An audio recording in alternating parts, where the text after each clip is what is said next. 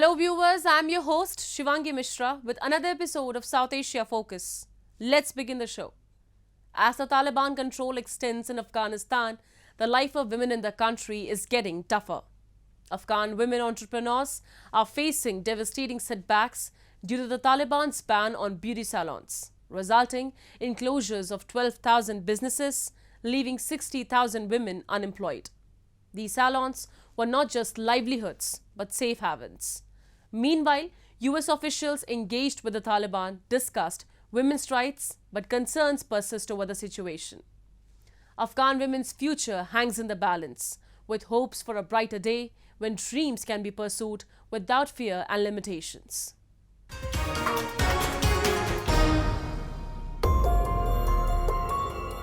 Amidst the chaos in Afghanistan, the dreams and efforts of Afghan women entrepreneurs have shattered once again as the Taliban has forced a ban on beauty salons for women, leaving an estimated 12,000 businesses to close and more than 60,000 women jobless. For these women, their salons were not just source of livelihood, but also safe spaces outside their homes. Desperate and facing limited options, some women staged a rare protest only to be dispersed by water cannons. بسیار یک حالت بد از سر ما زنان در افغانستان. دخترها زنان در افغانستان فکر کنین زندانی میشیم. کل ایام نانآور خانواده بلیاز خدا چرا تا میکنن اینا. ما هیچ از چرت فکر از این دور نیستیم. 24 ساعت تشویش ما است که چطور شویم. چی کنیم؟ خانواده ما چی بخورن؟ کجا بریم؟ Meanwhile, US officials are engaging in talks with the Taliban, including discussions on women's rights. Time and time again, the United States has urged the Taliban leadership to treat women at par with the men and accord them all the rights that are human and are advisable by the international community. The Taliban's return to power after the withdrawal of NATO and US forces has brought immense challenges for Afghan women. This does not indicate any change in policy of the United States. We have been very clear is that we will engage with the Taliban appropriately when it is our interest and in our interest to do so. This is not intended to mean any kind of indication of recognition or any kind of indication of normalization or legitimacy of the Taliban. The comments I made yesterday very clearly about our continued concerns about backsliding in Afghanistan, the egregious human rights abuses that the Taliban is undertaking, their marginalization of Afghan women and girls. All of those things and many others continue to be of immense concern to the United States. The situation is complex, with the Taliban claiming to respect women's rights according to their interpretation of Islamic law and Afghan culture.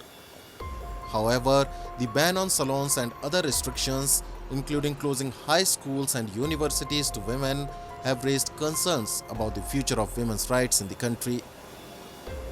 As the US engages in talks and efforts to stabilize the Afghan economy, women's rights remain a critical issue on the table. The world watches closely, hoping for a future where Afghan women can once again pursue their dreams and aspirations without fear and limitations.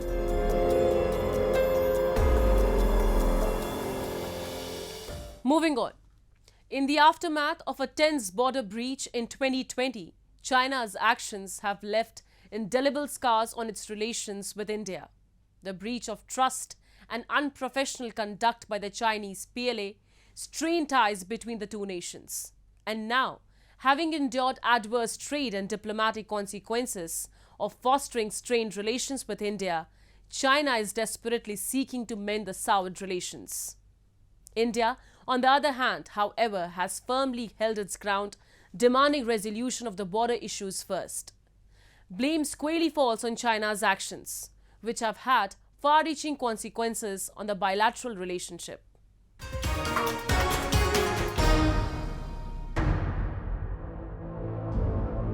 While China's growth story has been impressive, no one can deny the fact that it has accumulated more adversaries than friends in its journey.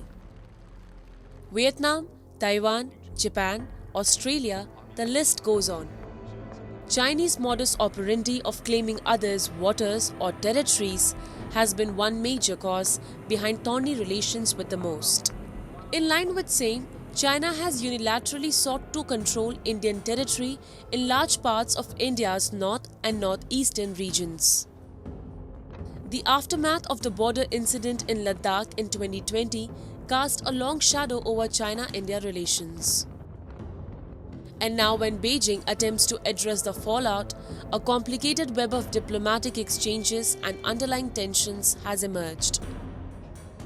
China, eager to move forward, emphasizes the potential benefits of deepening trade ties.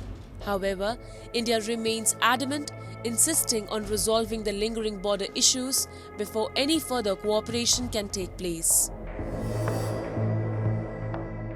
Diplomatically, we have been very clear. We have been very clear with the Chinese that we will not tolerate, we will not countenance attempts to unilaterally change the line of actual control, and that so long as they continue to seek to do that, and if they have built up forces which in our minds constitute a serious concern in the border areas, then our relationship is not normal. And the abnormality of that has been in evidence in the last few years. Meanwhile, the military commanders continue to engage each other. India's diplomatic position has been proven right on multiple occasions. Recently, China displayed another provocative action by issuing staple visas to Indian athletes from Arunachal Pradesh. India, which asked its citizens to return from the airport, lodges a strong protest against Beijing.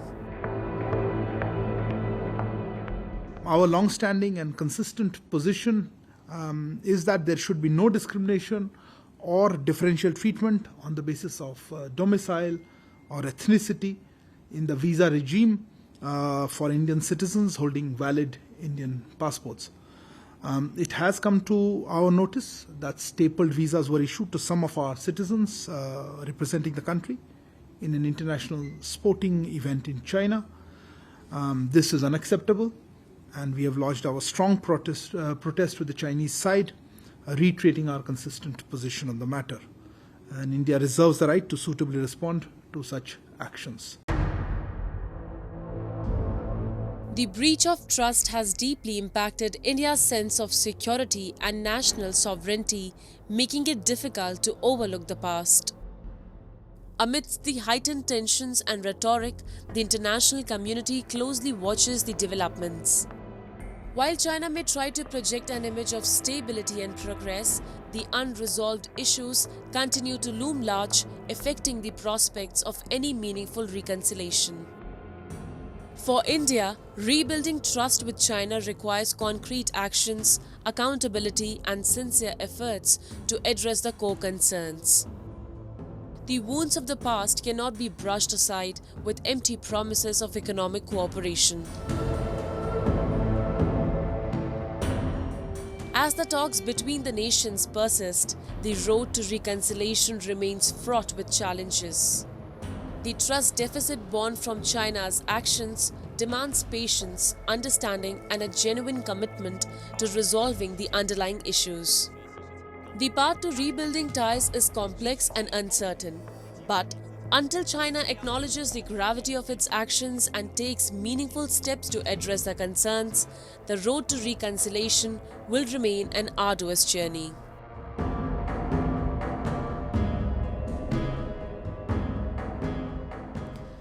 Moving on. Severe flooding from heavy monsoon rains has left villages in Pakistan struggling to cope. The deluge has submerged fields and homes, forcing residents to rely on boats for transportation and evacuations. With weather authorities predicting continued monsoon rains in Balochistan, Upper Sindh and Punjab, the situation remains precarious. Last year's devastating floods linked to climate change wreak havoc across the country, causing crop damage, infrastructure destruction, and claiming many lives.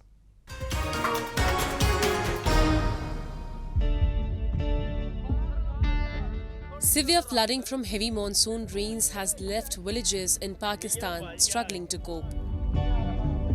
The deluge has submerged fields and homes, forcing residents to rely on boats for transportation and evacuations.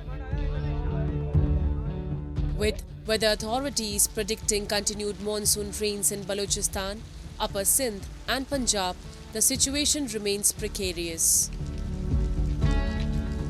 Last year's devastating floods linked to climate change wreaked havoc across the country, causing crop damage, infrastructure destruction, and claiming many lives. ਬੜੀ ਮੁਸ਼ਕਲ ਦੇ ਵਿੱਚੋਂ ਅਸੀਂ ਗੁਜ਼ਰੇ ਆ ਜਦੋਂ ਅਚਾਨਕ ਪਾਣੀ ਆਇਆ ਨਾ ਤੇ ਬੜੀ ਮੁਸ਼ਕਲ ਦੇ ਵਿੱਚੋਂ ਮਾਲ ਜਾਨਵਰ ਜਿਹੜੇ ਸਹੀ ਸਾਡੇ ਸੀ ਨਾ ਸਾਡੇ ਨਾਲ ਸਾਈਡ ਦੇ ਲੋਕ ਵੀ ਆਏ ਸਾਡੇ ਕੋਲ ਨਾ ਇੰਜ ਬੇੜੀਆਂ ਲੈ ਕੇ ਆਏ ਨੇ ਮਦਦ ਸਾਡੀ ਕੀਤੀ ਨੇ The recurring nightmare of destructive floods in Pakistan has once again exposed the vulnerability of its communities to extreme weather events. Monsoon rains, an essential source of water for agriculture, can quickly turn into a catastrophe when they exceed the region's capacity to manage them. The resulting floods disrupt lives, displace people, and put immense pressure on limited resources and infrastructure. Last year's flood disaster, which affected millions of people and caused widespread devastation, has been attributed to the impacts of climate change. Global warming is leading to more frequent and intense weather patterns, and Pakistan is no stranger to its consequences. Rising temperatures contribute to increased evaporation, leading to heavier and prolonged monsoon rains, followed by erratic dry spells that exacerbate drought conditions. This year is no different. निकासी का निज़ाम बहुत गलत है। यहाँ देखें ना, मोटरें चलती नहीं है, मोटरों के साथ पानी निकलता है, थोड़ी सी बारिश होती है गटरों से पानी बाहर आ जाता है। ये भी देखें ना, गटरों से पानी बाहर आते हैं तो फिर आवाम का गुजरना बसरना बहुत मुश्किल हो जाता है। लिहाजा इसके हमें चाहिए कि यहाँ मोटरों का निज़ाम अच्छा हो, मोटरें जो मर्ज़ी ख़राब हो जाती है, गटरों से पानी बाहर आ जाता है। मैं अभी आप इधर कश्ती में आए और हमारे पास कोई भी रास्ता नहीं है, इधर भी इस जगह पर मुंतकिल हो सके, हमारे पास अभी कोई रास्ता नहीं है। In the wake of such calamities, communities struggle to rebuild their lives, and the burden often falls disproportionately on the most vulnerable, including women, children, and the elderly. Livelihoods are lost, and efforts to alleviate poverty and improve living conditions are set back significantly. Additionally, the damage to agriculture hampers food security, affecting not only the affected areas but also the nation's overall well-being. Addressing the challenges posed by climate change and mitigating its impact on vulnerable regions like Pakistan requires a comprehensive approach.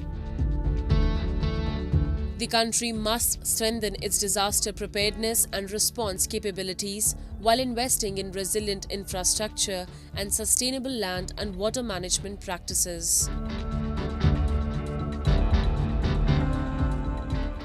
Time now for Asia This Week, the stories from across the continent.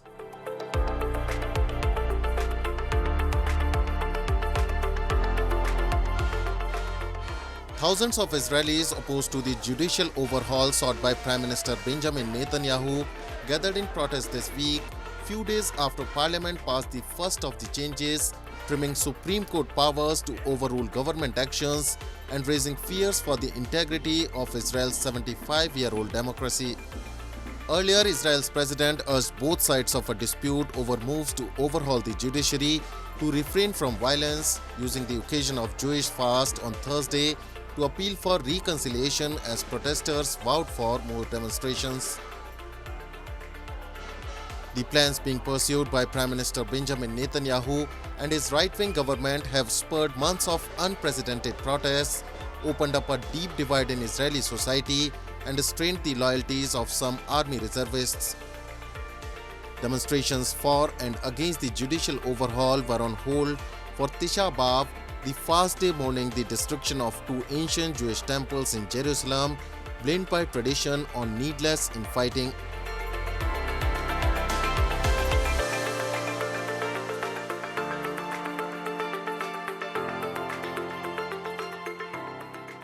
North Korea showcased nuclear-capable missiles and new attack drones in a large military parade staged in Pyongyang for leader Kim Jong-un and visiting delegations from China and Russia, North Korean state media reported last week. The widely anticipated parade on the night of July 27th commemorated the 70th anniversary of the end of Korean War, celebrated in North Korea as Victory Day. Still photographs released by official KCNA showed leader Kim Jong observing the parade with the Chinese and Russian delegations, including Russian Defense Minister Sergei Shoigu, who were the first such visitors to North Korea since the COVID-19 pandemic began. The KCNA photos also showed North Korea's latest Hwasong-17 and Hwasong-18 intercontinental ballistic missiles, which are believed to have the range to strike targets anywhere in the United States.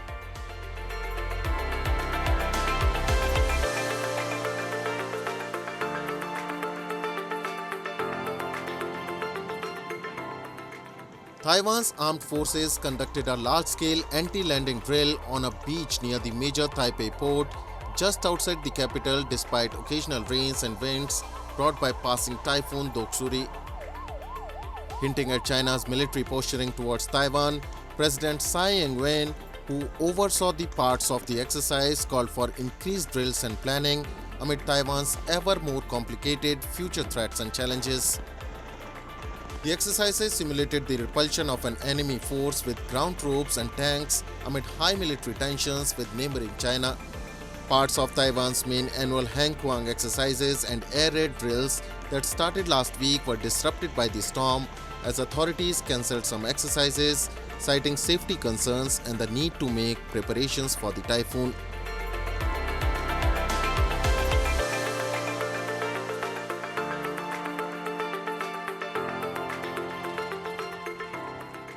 To help delivery riders cool off during the UAE's scorching summer heat, 3 solar-powered and climate-controlled cabins were launched in Abu Dhabi, allowing the riders to recharge in between their orders. The environment-friendly cabins provide seating, water dispensers, air conditioning, and mobile charging facilities for the riders during their 10-hour shifts. The initiative, part of the Summer Together campaign, was launched by the Joint Committee for Traffic Safety in collaboration with food delivery company Talabat to provide shelter for workers while supporting the country's green goals. The committee said expansion plans in this regard will come along in the line with country's sustainability vision as it prepares to host the COP28 climate summit in December. The UAE previously announced a ban on working in open spaces and under direct sunlight from 12:30 to 1500 hours from mid-June until mid-September to prevent work-related injuries or illnesses.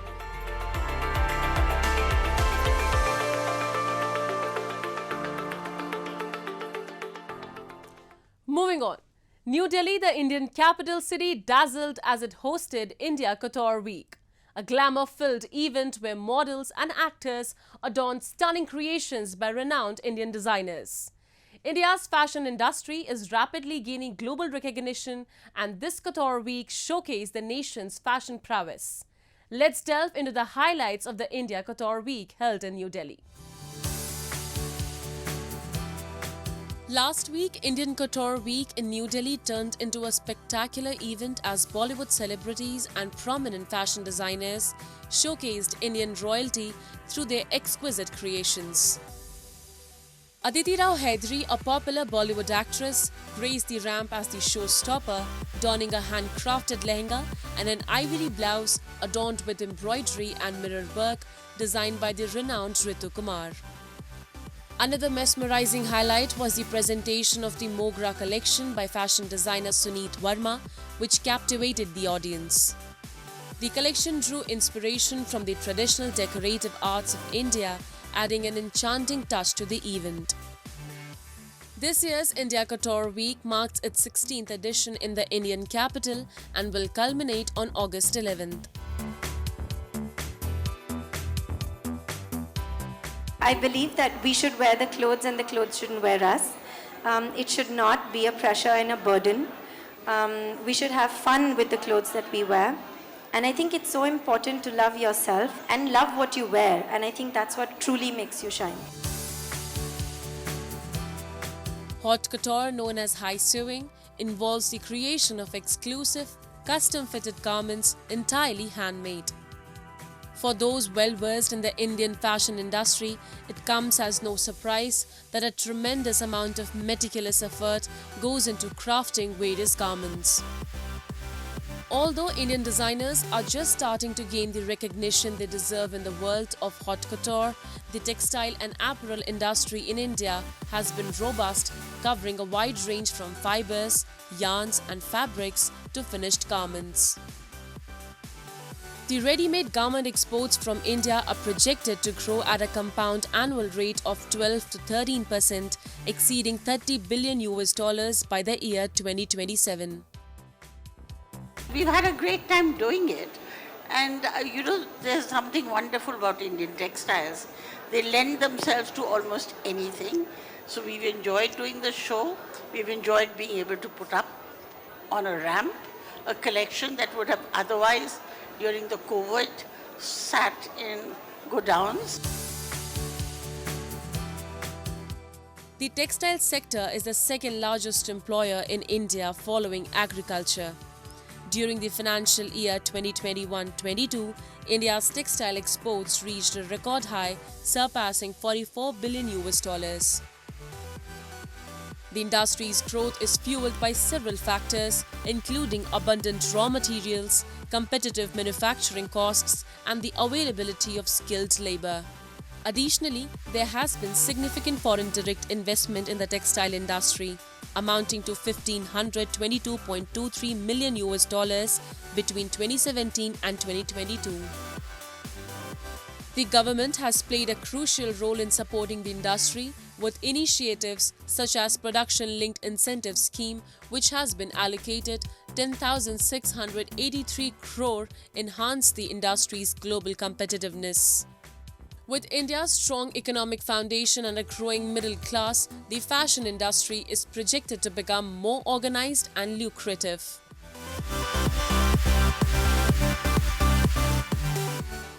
Indian fashion industry is growing leaps and bounds. With that, we come to the end of this week's episode. See you next week. Goodbye and take care.